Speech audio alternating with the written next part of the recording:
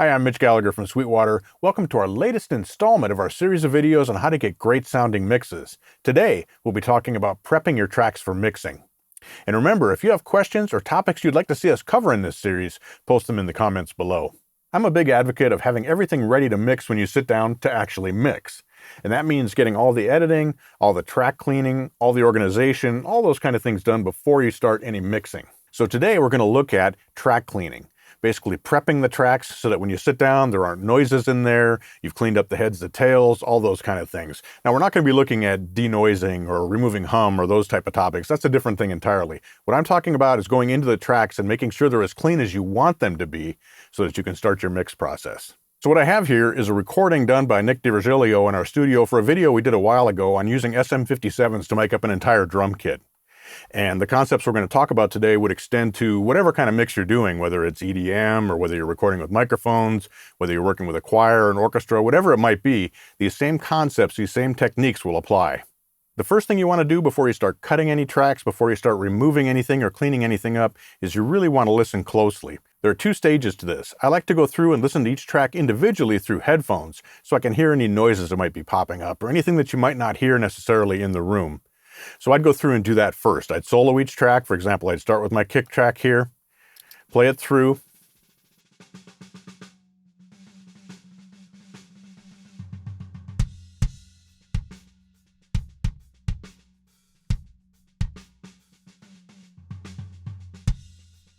What I'm listening for are clicks, pops, any noises that I might want to take out.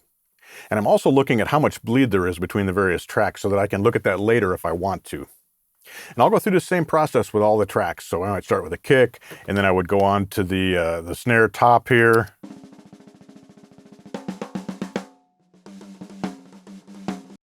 Move on to the snare bottom.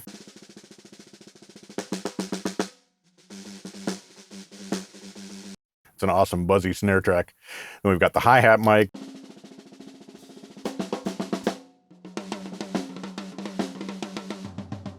Lots of bleed in that one. Rack tom.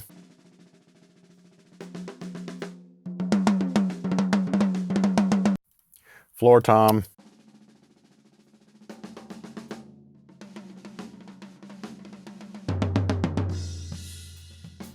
Now there's some interesting things with that floor tom track that we'll take a look at a little bit later. I've also got a mic that was underneath the ride cymbal.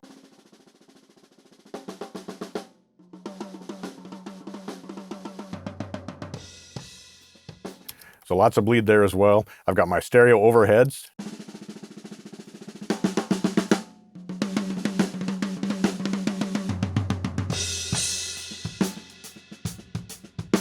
It's amazing how complete a picture of the drums you can get just from the stereo overhead mics. And then I also had a pair of SM57s that were room mics.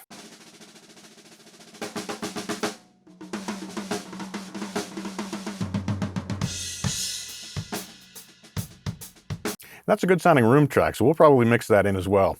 Now, I'm not actually mixing here, so I'm not going to be EQing, I'm not going to be compressing. I've got things panned so that I can hear where they're going to be in the stereo field because there are some interesting things that happen there, as we'll see again a little bit later, especially with the floor tom. But I'm not doing any mixing at this point. Everything is just set to, basically I've got it turned down to -3, so I'm not overloading anything. Got my pan set up, and the only reason I have this bus inserted here is to feed a separate send to our cameras so you can hear what's happening with the mix. So once I've gone through and listened to each track and looked for any problems that might need to be fixed there with the individual tracks, now I want to hear what's happening with the complete mix as well. So I'm going to go through and unsolo all the tracks. I want to hear everything at once, panned where it's going to be, and I want to hear if there are any problems with the mix that I might want to address by editing tracks. So let's give this a listen.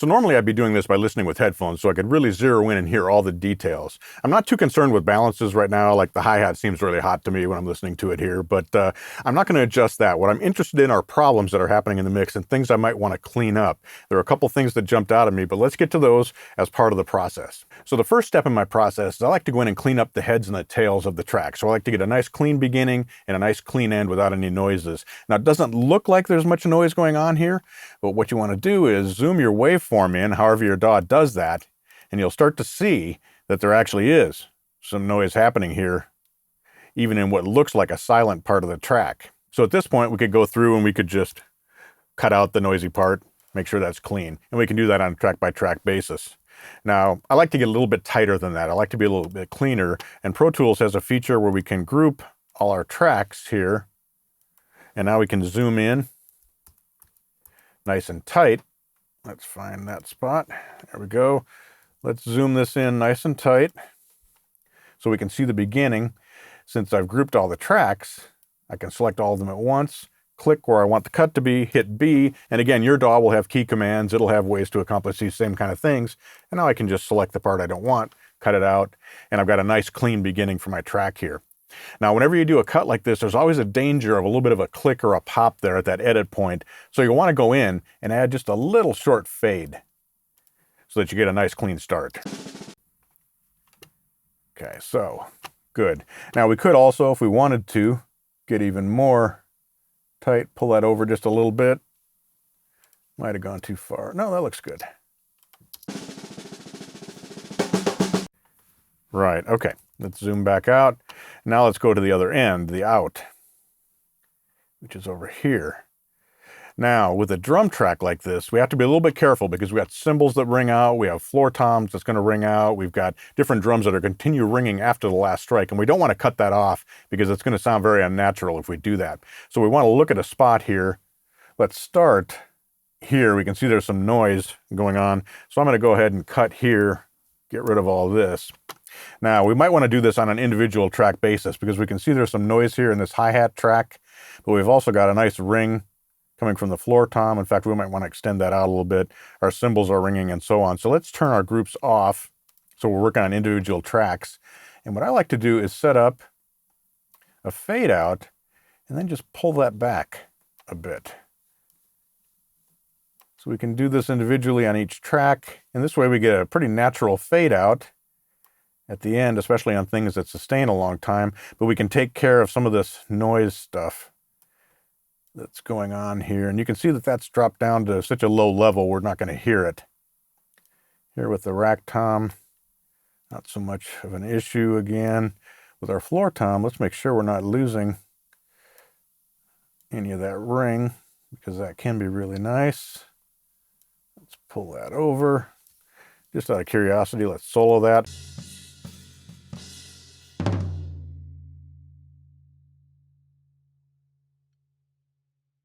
Yeah, we want a nice fade down to 0 there with that. And the same thing with our cymbals. So let's just pull that down here and let's listen to that one. Now that actually shuts off pretty early. The ride cymbal itself is not ringing, so we can probably pull this back. What you've got there is actually the floor tom probably ringing through that. So maybe the way to do that is to actually drop it down a bit more so it fades more naturally. And I'm curious, the overheads may be the same thing. Yeah, that's that floor tom ringing there. So let's go ahead and again fade that out so that we aren't getting this little noise hit here. Same thing in our room. We might want to do a longer fade in our room so that sounds nice and natural.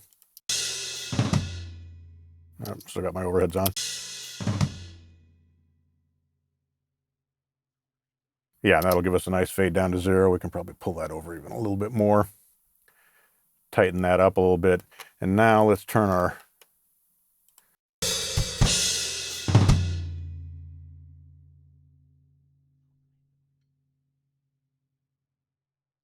Good. We want to hear a nice natural fade out there with nothing just abruptly chopping off. So I don't like to be too aggressive on that fade out part. We can always adjust that later. And it may change if you're compressing things, because that's going to change the envelope of the sound a little bit. So later in the mix process, you may need to adjust that fade just a little bit.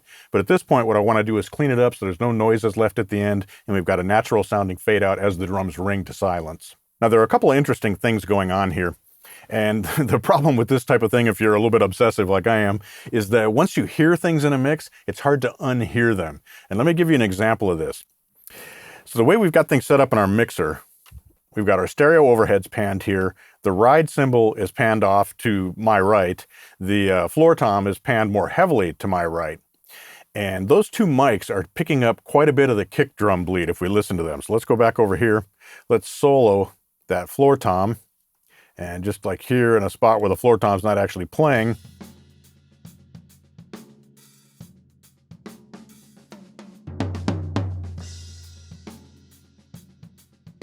we've got a lot of kick drum bleeding in there. We've got a lot of snare drum bleeding in there. If we go to our ride cymbal, we've got a similar situation.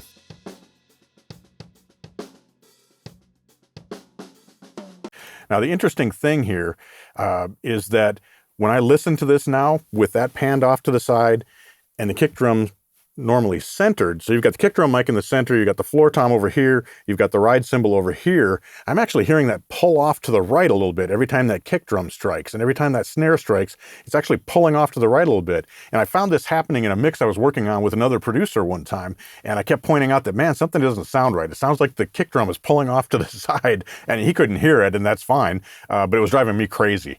And so those are the kind of things that I'm looking for that are affecting what's happening in the mix. And so it's a subtle thing, but it pulls everything off center just a little bit every time that kick drum and that snare hits in there. So that's a case where I'll probably want to go in there and address that in one of several different ways. And there are a couple different things we can do. Back in the day when we were working with hardware, we probably would have used a gate. We'd just put it on that track, it'd open up when the tom was hit and let go. And we could do a gate plug-in and use that as well. Probably be fine. We could also go in and just cut out all those silent spaces. Or we could go in and we could automate that down in those areas so that we didn't turn it off completely, so there was still some ring.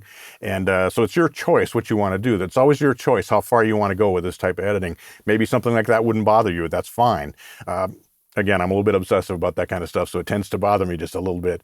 So I'm going to want to address that. So what I would probably do is go in here. I can see very clearly where the floor tom hits. Let's solo that. So that's my floor tom, floor tom,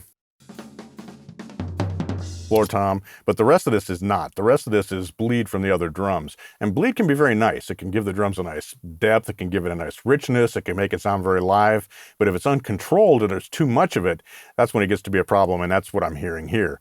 So for my case, what I'm going to want to do with this is probably go in here and just cut out a bunch of this when the floor tom isn't actually playing. Now we have to be a little bit careful with this because we don't want the floor tom to sound like it's been chopped. And so you have to listen very carefully. So let's listen to this hit here. We'll zoom in and we've got our floor tom hit.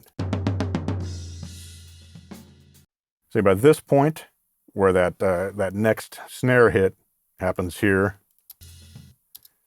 and even where that kick hits, we can probably start to drop that back. Because remember, we've still got that floor tom bleeding into other mics, and it's also coming through very clearly in our overheads. So just because we're taking it out here in the floor tom track doesn't mean we're completely gating that and it's going to end up being totally silent and sterile. That's not the case.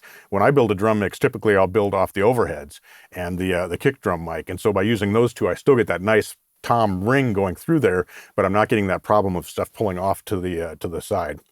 Now I might do the same thing on my ride cymbal track. So pretty much in the exact same place. Maybe I would zoom it in here a little bit.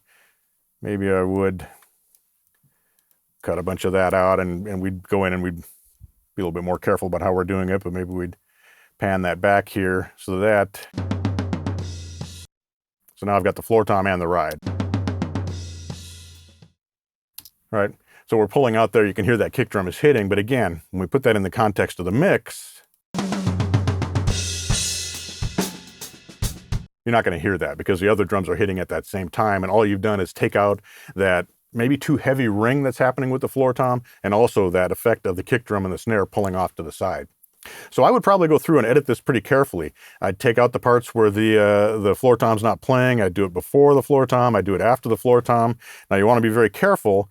You want to zoom this in, and you want to be sure you're adding a little bit of a fade in right before that transient, so you're not getting a pop or a click, and so that you get a nice attack. Yeah, nice. Okay. So let's zoom back out here a little bit. Now, the other thing with this ride cymbal track, I think if we zoom this out, the actual ride cymbal doesn't come in until quite a bit later in the track. I think somewhere around here is where the ride cymbal actually comes in. So we could probably take this out completely. Let's zoom this, put our little fade on there, make sure we're still getting our attack. And if we scroll back,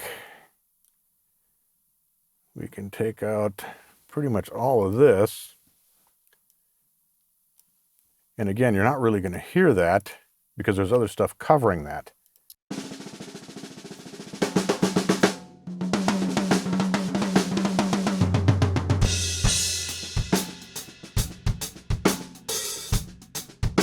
So now I'm not getting that effect of the floor tom and the ride cymbal mic with the bleed in that from the kick and the snare pulling things off to the side. To me, it sounds much more focused in the center.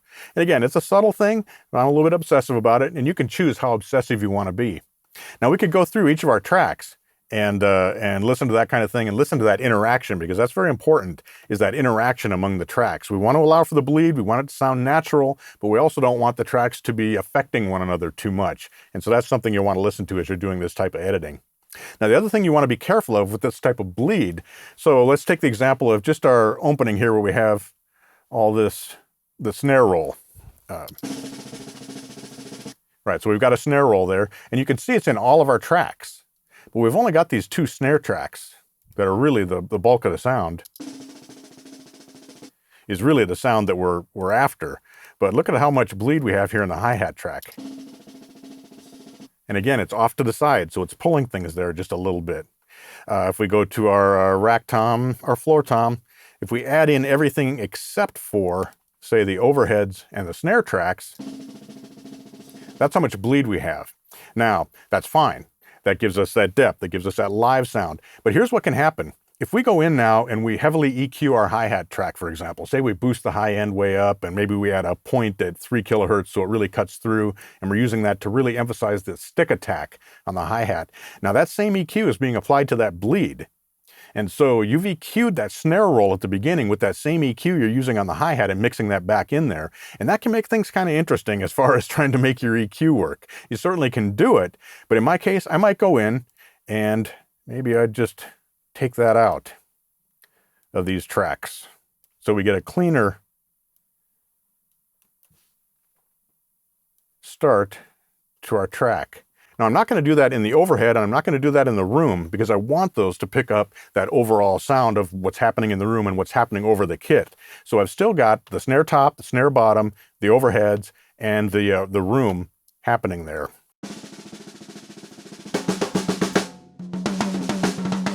Right, so we'd want to go through and we'd need to clean some of the rest of this up so we don't get that big volume jump there where the snare continues before the first kick attack, for example.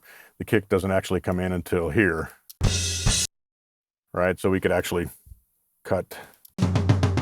Yeah, so our kick actually starts here. So we could take this out all the way over here, zoom in, find our spot, add a little bit of a fade. And we could do that with the rest of the tracks as well, so that we get a pristine snare roll in that we can EQ the way that we want it, and then the rest of the tracks can come in as they start playing. We can EQ them, and it'll give us a much cleaner drum sound. Now, I want to emphasize, I've said it several times, but this is your choice. Maybe you don't want to do that. Maybe you want to leave things wide open. Maybe you want all that bleed. Maybe you want that interaction. If so, great. If you're trying to clean things up and get a more pristine drum sound, then you'd want to go in and do this type of editing.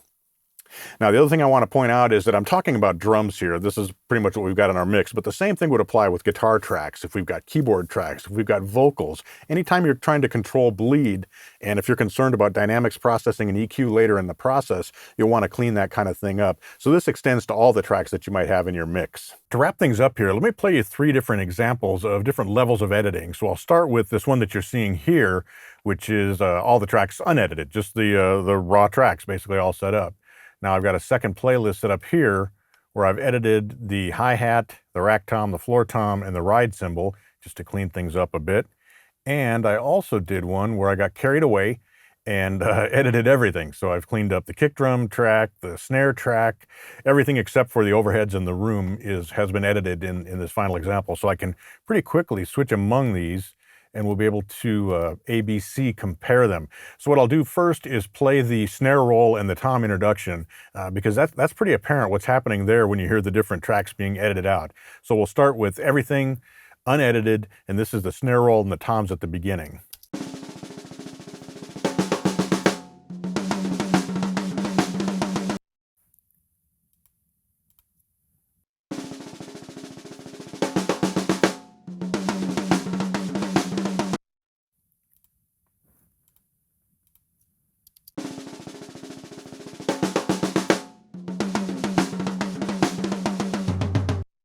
So pretty interesting. You can hear the way that the different mics are picking up some of the ambience and some of the distant sound, if you will. For example, with the floor tom and the ride cymbal, in contrast to just hearing the mics that are on the snare and the overheads in the room. So it makes quite a bit of difference there. But now let's go back and we'll listen to the entire drum kit playing the beat, and I think you'll hear the difference even more clearly. Now, the thing to remember here is that none of these are necessarily correct. You go with the sound that's going to work best for the track that you're working on, the mix that you're working on, and the parts that are being played. So let's start this rolling here. What I'll do is I'll switch among the unedited tracks as we see here, and then I'll switch to just the toms and the ride and hi-hat edited, and then we'll switch to everything edited, and we'll just do that while it's playing so we can hear the comparison. I recommend listening on headphones or good studio monitors in a treated room so you can really hear the differences.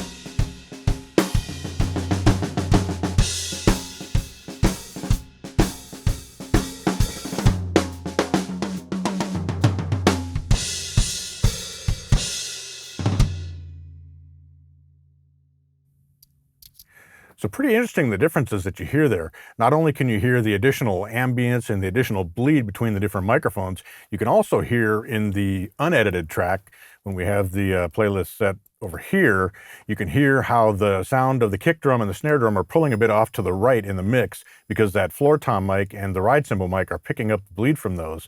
And when you switch over to the edited track, that disappears and the kick and the snare sit much more firmly right in the center, but you have much less bleed. So again, it depends on the sound that you're going after. So pretty interesting to compare these different levels. I'm not necessarily suggesting that one is better than another, but choose the one that's going to work best for you. So for me, prepping the tracks for the mix involves going in and listening with a microscope, if you will, with headphones on, to listen for any problems that need to be fixed, any things that might need to be addressed, listening to the whole mix with headphones so that I can hear if there's any interactions that I want to address, like that floor tom and ride cymbal mic issue that we were talking about earlier.